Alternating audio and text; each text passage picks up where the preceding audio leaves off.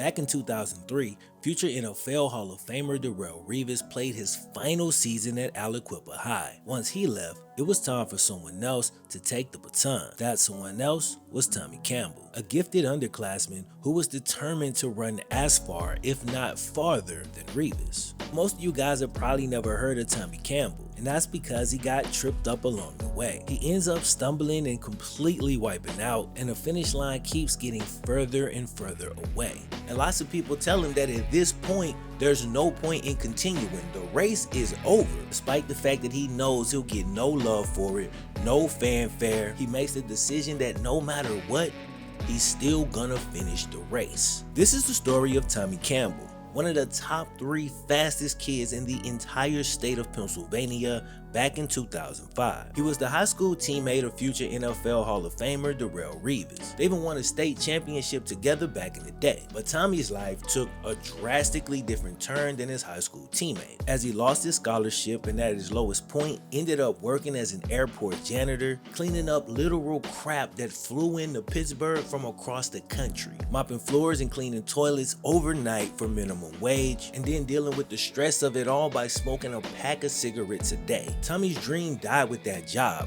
but was eventually resurrected and reborn. NFL dreams from an airport janitor, that was straight out laughable to most people. But your boy Tommy Campbell wasn't laughing, and this is his story.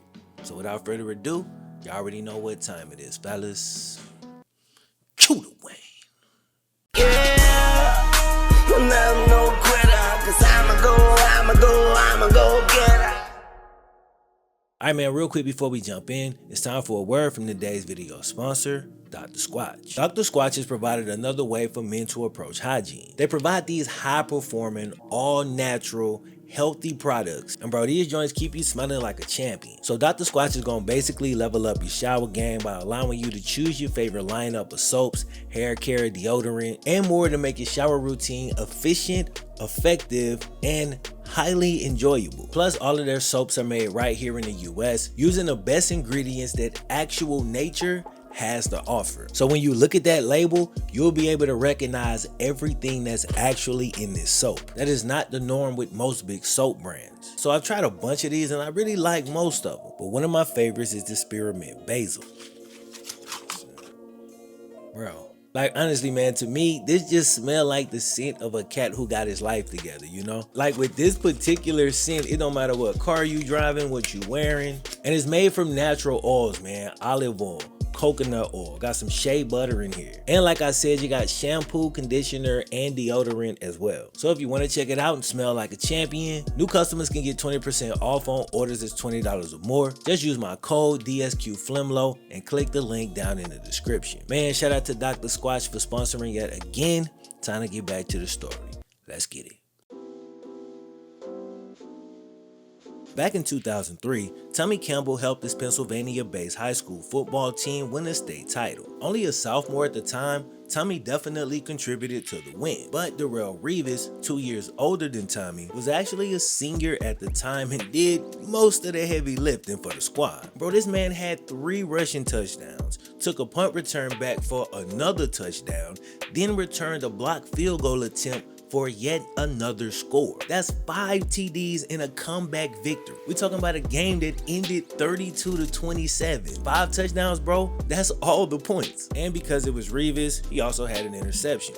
Crazy. Now, if Tommy took anything away from that performance, it was to do whatever was necessary to help your team win. The 3 rushing touchdowns were huge, but it was the plays on special teams that really changed the tide of the game. Playing in any of the 3 phases at any position you were asked, that was a lesson that Tommy would always keep with him.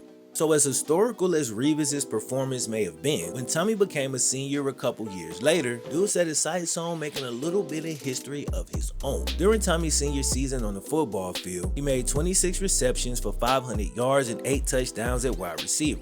On defense, he played safety, compiling 74 tackles and 4 interceptions. So that's 2 phases. But then he played so well on special teams that he was actually named All-State First Team as a return specialist, an honor that was spurned in part because of a 99-yard punt return for a touchdown. So I'm from in Mississippi, they had a dandy dozen. When I was coming up, that was like the big thing that everybody wanted to make. You wanted to be a dandy dozen. Apparently in Pennsylvania, they've got a couple. And Tommy made the Fabulous 22, the Terrific 25, and he won the Beaver County Times Male Athlete of the Year. Dude was first team all-conference on offense and defense, and then he was all-state on special teams. He was named co-MVP of a team that went 26-2 during his final 2 years. This was after Revis was gone. Dude was building quite the resume, but it would get even more impressive over the coming months. At 6'3" with long arms, a muscular frame, and track speed, Tommy was viewed as a perfect canvas for college football coaches to paint a masterpiece. A great athlete who could play multiple positions. In 2005, Tommy had already committed to Pitt to play football, but with track season looming, dude still wanted to leave his mark on Aliquippa High. Bro, he did exactly that by becoming the school's first state champion in the 100 meter.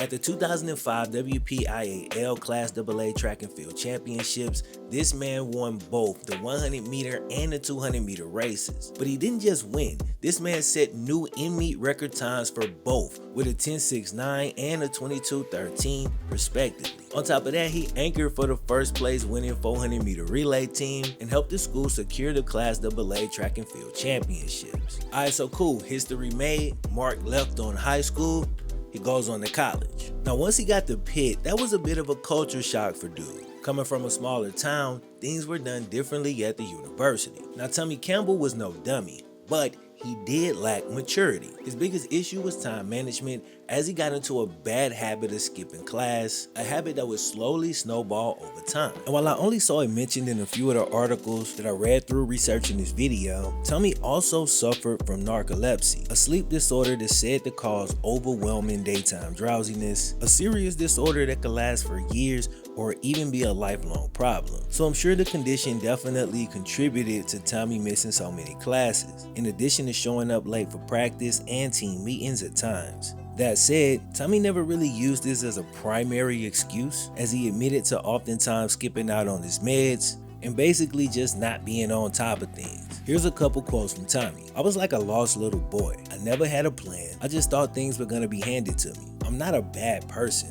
I just didn't do what I needed to do as a student athlete." On the football field, dude recorded only 5 tackles as a freshman, with the Collegiate strong safety playing mostly on special teams. The following year, he was moved from strong safety to linebacker, with the thought being 6'3", 215 pounds with room to get bigger. His speed would help him run sideline to sideline and make plays all over the field. Here's his 2006 team scouting report from PittsburghPanthers.com. Made a successful transition from defensive back to will linebacker during the spring. Although he's still learning the position's nuances, his outstanding speed gives Pitt an athletic playmaker on the perimeter with excellent upside, lettered as a special teams performer and reserve safety last season. Pitt's optimism actually seemed to be paying off, as Tommy's second season was a really good one, especially given the fact that this was his first season at his new position. He played in 11 games that year and racked up 49 tackles, 4 for loss, and caught an interception that he returned for 61 yards.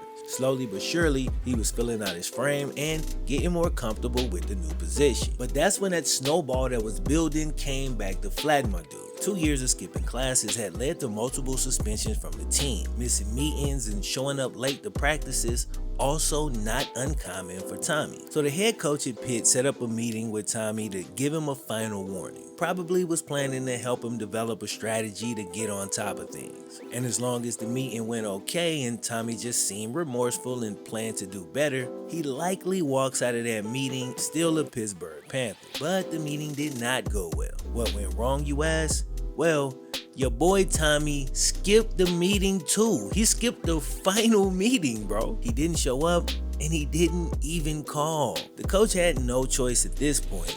Tommy's scholarship was revoked and he was kicked out of school. His future was now up in the air. Obviously a major setback in that race my man started back in high school. But while it is a major setback, it's also one that you can recover from. I mean, we all know the next move, JUCO or D2, get them grades up and get back to D1. But as simple as it may be to understand what needs to be done, it's not actually easy to execute, especially when the problem that got you in this situation in the first place, immaturity, hasn't yet been addressed. At 19 years old, Tommy Campbell flunked out again at the D2 level, which usually means that Road to Glory playthrough, it's over with. So remember how Tommy wanted to leave a legacy back in his hometown? Well, apparently he did it in more than just one way. I mean, yeah, he set all them track and field records, but also, my man helped bring 2 kids into this world. Being a dad who just lost his best chance up to that point of giving his kids a life of financial stability, that'll put anybody in a dark place. Dude's back was definitely up against the wall. It was time to get a real job, and Tommy wasn't really in a position to be picky. So when his girlfriend's mom helped him get a job at the Pittsburgh airport, he pretty much had to take it. Tommy watched people come in and out day after day, and they always looked like they was just on their way up the ladder to bigger and better things. Meanwhile, they had the track champion cleaning toilets and scraping gum off the floors that they walked on. And it was right there, making $7.50 an hour, that anything left of Tommy Campbell's dream pretty much just shriveled up and died. My dude started smoking a pack of cigarettes a day as he quickly fell into the worst shape of his life. Time drags by. 2 months, 4 months, 6, 7, 8. Before you know it, it's been nearly a year. Now, as long as it might have took you to get into shape, you will be shocked at how fast you can fall out of it with a bad lifestyle, bro. And trust me, 6, 7, 8 months, that's plenty of time to get in the literal worst shape of your life. Then something happened. The CFL calls. They want to give my man a workout. So Tommy flicks his cigarette on the ground and goes out to the track. You know what? Let me work out. Let me kind of get back right. Just loosen up so I can go up here and beast out at this workout. My man was in for a rude awakening once he got to the track, man. Here's a quote. The first time I worked out, I threw up. I was at the YMCA. I was just jogging around the track and threw up all over the place. I didn't think I had it anymore. It took me 2 days just to decide to go to the workout. So ultimately he did decide to go, but the CFL passed on him after the former track star posted a 4.840. A 4.840, bro. Imagine that for a track champion who couldn't have been older than 20, 21 years old at this point. See that feeling you just had? Like, damn, Tommy. Well, fortunately, he felt the exact same way. This was unacceptable. So Big Sean's got a song called Working Harder Than My Demons. This is a song I like to listen to a lot of times when I'm in grind mode, you know. And he's got a line in there where he says, the ground on the mountaintop feel the same as rock bottom. Quit my freaking job, that's when the real work started. And that whole concept of quitting your day job and that's when the real work started, that's what Tommy was at this point in the story. He put the broom down, quit his day job, and then really got back to work, you know. Now, the top corner of his generation has already made a little cameo in this video during the setup, but he's actually not the only great corner who's connected in some way to this story. So while Tommy was rehabbing his spirit and motivation, all the way on the other side of the country, Richard Sherman was rehabbing his knee. A torn ACL during his 3rd college season pushed Sherman to change his position from wide receiver to cornerback, a position where he'd obviously end up finding great success. And this was actually kind of significant for Tommy as it made that tall, physical corner more of a hot commodity at the time. This was around 2009, 2010, like right on the cusp of the Legion of Boom with Sherman and Browner as, you know, the big cornerbacks, and obviously those great safeties. And while he probably didn't know it at the time, just that mindset shift in football overall, getting bigger corners to deal with bigger, faster receivers. I mean, at 6'3", 215, Tommy Campbell fit that mold perfectly. He just needed to get his speed back up, and after putting the cigarettes down and quitting the janitor job, his renewed dedication saw pretty much all of his athleticism come storming back. It just took a little bit of time and a whole lot of hard work. Seeing his renewed dedication, a neighborhood mentor set up a workout with a defensive coordinator from another D2 school called California University of Pittsburgh. Somewhat of a weird sounding name for obvious reasons, but a legit school. Tommy ended up playing his final year of college eligibility there. Dude had one more shot at his dream, but as a Division II senior who spent more time as a janitor than he had on the field over the last 12 months, like, it's not impossible, but is gonna be tough. So first off, at the new school, my man finally started going to class. It seemed like that short period of time in the real world had grown him up a little bit, you know what I'm saying? He would actually end up finishing with a 3.0 GPA during his final college semesters, all while using intelligence that was always clearly there. He just needed to develop the discipline and maturity to be able to apply his intelligence to school. Man, there's a lot of cats out here like that who are extremely smart in certain areas, but sometimes a lack of interest, or sometimes they just don't learn well in that classroom setting and they end up struggling. I mean, I ain't never been no dummy, but I was on academic probation at one point in college, pretty much for the same stuff, not going to class.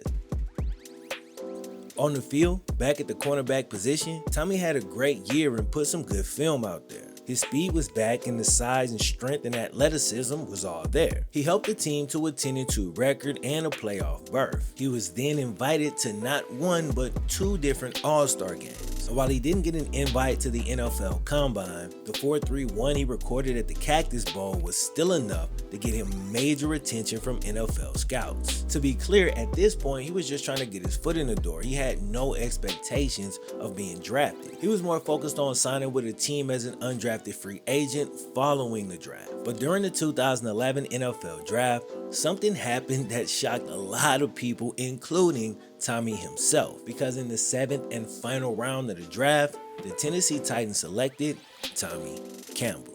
He obviously wouldn't go on to have the career of his high school teammate, but he was able to keep the promise he made to himself to finish the race that he'd started years earlier. For a pick that late in the draft, you scraping and clawing just to make the roster.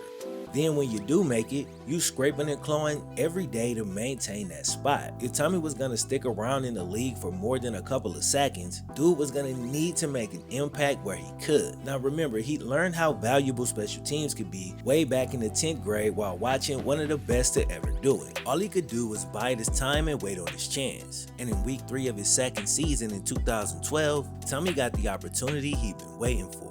The Titans call it rebirth, taking the kicking team slightly out of position. That's when the former track champion took it 84 yards for the touchdown. Like, what a moment this had to be for dude. But despite that, his opportunities were few and far in between. According to the stats, that was his only return attempt of the entire season. Then the following year, same thing. 1 opportunity. This time it was on punt return. He takes it 65 yards to the house. That's 2 return touchdowns in 2 attempts. Why didn't he get more opportunities? I can't speak to that. That said, he can't be too mad at the Titans, as they are the team that drafted him and gave him a chance in the league in the first place. So the full circle moment for Tommy was when he had to fly back into the Pittsburgh airport, this time as an NFL player. When the team plane landed at the same airport where Tommy once cleaned toilets, I just can't imagine the feeling. This was a place where his dream had once died, and now his dream had returned in full force, back from the dead like it never left. The people he used to watch who always seemed like they was going places and on to bigger and better things, it's crazy because now that was him, you know what I'm saying? So Tommy played a total of 4 years in the NFL, from 2011 to 2015. But his football career didn't truly take off until he joined the CFL after being released by the Jaguars. So check this out, my man played linebacker at Pitt, which was the biggest stage he played on where he was actually a starter. Of course, he started on his D2 teams, but he pretty much only played special teams in the NFL. But despite that, he did hone his cornerback skills in practice going against top competition. So when he went to the CFL and they allowed him to play his game,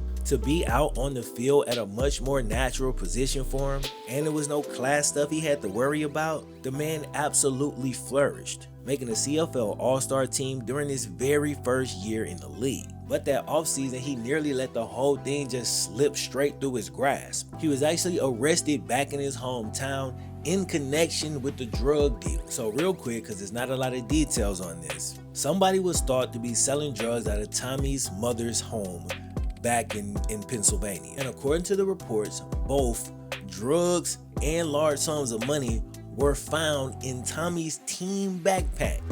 Okay? Things was looking crazy, like, Tommy, you went through all of that and you just gonna do this? Like, come on, bro. But then the craziest thing happened. Bro, all every single one of the charges was completely dropped. We talking within a few months, and the charges were even completely expunged from his record. I could speculate off that a lot. I mean, did somebody try to set him up and plant something in his bag? Was it just bad police work and they jumped the gun and put out a report based on a hunch that they could not prove? But like I said, man, the details on that one are very scarce. But if they weren't, and if the charges were not dropped, this could have been a very different video. But bro, literally from January to April, this whole thing came and went. And by the fall, he was back in Canada for his second season in the CFL like nothing ever happened. From 2016 to 2020, Tommy Campbell made 3 CFL All-Star teams. In 2017, the year following his arrest and the subsequent clearing of his name, my man Tommy did not allow a single touchdown for the full season. They tried to lock my boy Tommy up over the break, but in the end, he was just putting the cuffs on every receiver he faced for that entire season. In 2018, he signed a 2-year contract extension after being one of the top CFL free agents that year. He was 30 years old at the time. Tommy had a pretty turbulent start to his career. Dude had to fight for everything he ever got in professional football. And you better believe he was always willing to fight to keep it. After taking what we'll call the scenic route on the way to achieving his dream, on December 30th, 2020, Tommy Campbell announced his retirement from the game at 32 years old. As a former track star, Tommy had to realize it's not always about that damn stopwatch. And it's cool to look in the other lane for motivation from time to time. When things get really tough and it's time to focus up, put them damn blinders on, bro, and run your race. And like your coach used to say, finish through the damn line. Alright, so takeaways from this story. I felt like this was a good story to cover because I've actually dealt with this issue myself, and I see a lot of people still dealing with this type of issue, and that is when plan A doesn't work and things go left, the majority of cats never fully shake back. And that's unfortunate because on one hand, life is short, but on the other hand, bro, life is long. You can mess up several times and still have time to kind of shake back and at least make something positive of yourself. You feel what I'm saying? Like if you have a plan or a goal to get to a certain spot in life, the people that push through usually get there eventually. But the issue I see a lot of people get stuck on is they have in their mind like a specific route they gotta take to get there. And once that path get blocked off somewhere along the way, which it almost always does, in my mind at least, there's 2 things that need to happen next, and the second one is actually the hard one. First thing you gotta do is retool the plan, make adjustments. In football, that might look like Tommy's original move. Okay, I'm gonna go down to JUCO or D2, get my grades up, go back up. That's coming with a plan B, making adjustments. So that's the first part, but the second part is actually the difficult one. The second part is you need to commit as fully and as deeply as you did to the original plan. And that almost never happens. Most people kind of drained or dejected from that first plan that didn't work out. They don't really put the same effort or passion into the second plan. And that's usually the reason that the second plan don't work out either. But here's the secret. You can actually repeat that process as many times as you need to. Like you can retool your plan 100 times over. But the catch is, and you gotta be prepared for this, every time you retool, it does get harder and harder to commit. But as hard as it is, it ain't impossible. That's why you wanna be reading, writing, learning, becoming stronger, becoming a better person. Because if you keep going into the plan as the same person you was when you failed the first one, you're just gonna keep failing. You feel me? You gotta grow in between. Shout out once again to today's video sponsor, Dr. Squatch. And don't forget to check out my brand new website, FlemLoRaps.com, where I wrote a short little post that's loosely based on the core ideas from this video, but just a little more personal and relatable. Also, it's got its own independent takeaway that I think is a pretty good one. Let me know what you think.